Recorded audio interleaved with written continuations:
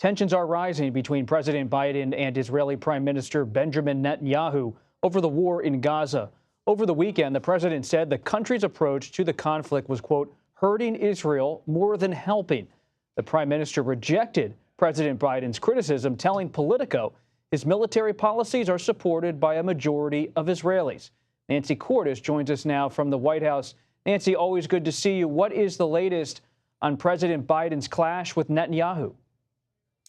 An international tit for tat, Robert. The president saying over the weekend that an Israeli ground invasion into Rafah would constitute a red line for him because of the more than 1 million civilians, Palestinians who are hunkered down there, who have nothing to do with this conflict. But he didn't spell out exactly what would happen if his red line was crossed. In fact, he said in the very same interview that he would never cut off funding to Israel and he would never abandon Israel. So that left it unclear what crossing a red line of his might actually mean. And then Bibi Netanyahu himself spoke to reporters and made it clear he doesn't plan to abide by that red line. He said his red line is making sure that another October 7th attack by Hamas never happens again, and that he is going to press ahead with his plans to invade Rafah. So clearly a major difference of strategy and opinion playing out on the world stage, with neither leader backing down. In the wake of the State of the Union, President Biden certainly dealing with foreign policy, also dealing with domestic politics. Let's listen to the latest campaign ad, at least a snippet of it from the Biden campaign. Look, I'm not a young guy. That's no secret. But here's the deal. I understand how to get things done for the American people. I led the country through the COVID crisis. Today, we have the strongest economy in the world. I passed a law that lowers prescription drug prices, caps insulin at $35 a month for seniors. For 4 years, Donald Trump tried to pass an infrastructure law, and he failed. I got it done. Now we're rebuilding America. So, Nancy, that's the message. Where is the president going to see if that message can connect with voters? He's going to a variety of battleground states, Robert. He was in Georgia over the weekend. He was in Pennsylvania on Friday. Today, he's in Manchester, New Hampshire.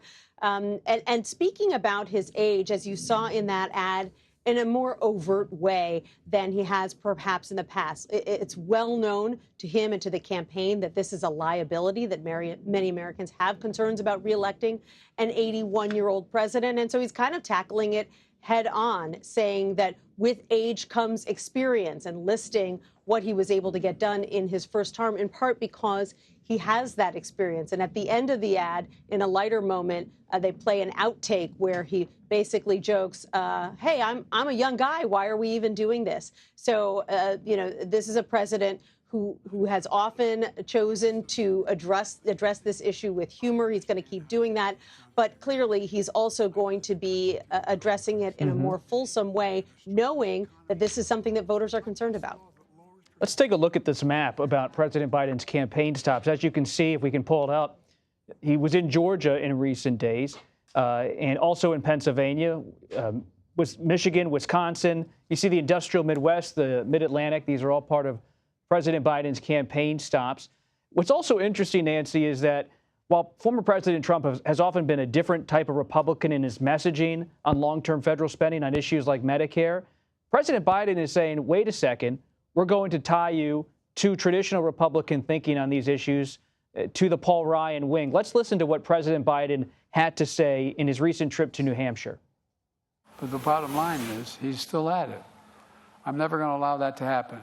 I won't cut Social Security. I won't cut Medicare. Instead of cutting Medicare and give tax breaks to the wealthy, I will protect and strengthen Social Security and Medicare and make the wealthy begin to pay their fair share. It's a battle of populism from the Democrats, populism from the Republicans on federal spending. What do you make of it, Nancy?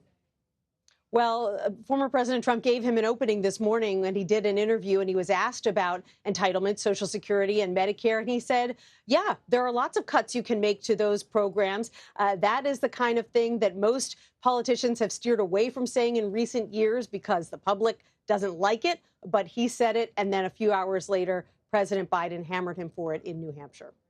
Nancy Cordes at the White House. Thank you.